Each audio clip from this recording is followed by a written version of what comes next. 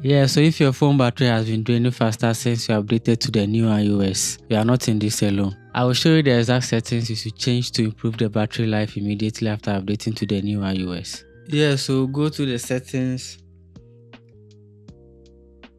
and look for general, then you click on background app refresh.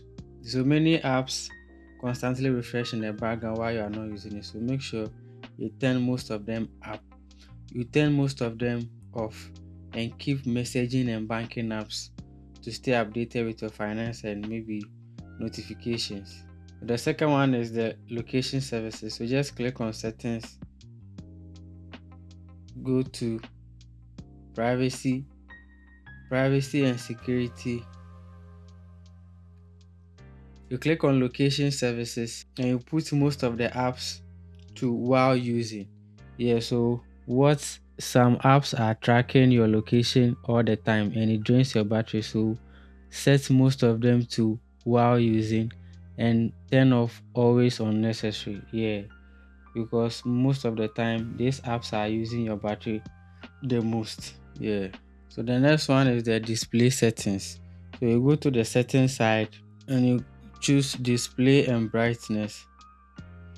So you click on that and lower your brightness slightly, and after that set your auto lock to 30 seconds or 1 minute. Yeah, so your display is the biggest battery consumer, so make sure it's between 30 seconds and 1 minute. Yeah, the next one is the battery usage check. So go to the settings and go to your battery. So scroll down and show the apps that use your battery the most. Yeah, so you see them here and you check the background activity. So if one app is using too much power in the background, that's your problem. So you should just minimize how you use that app on your phone. Yeah. Yeah, so in your settings, go to the privacy and security section and look for the analytics and improvement. I think it's the down here. Analytics and improvement. So you click on that.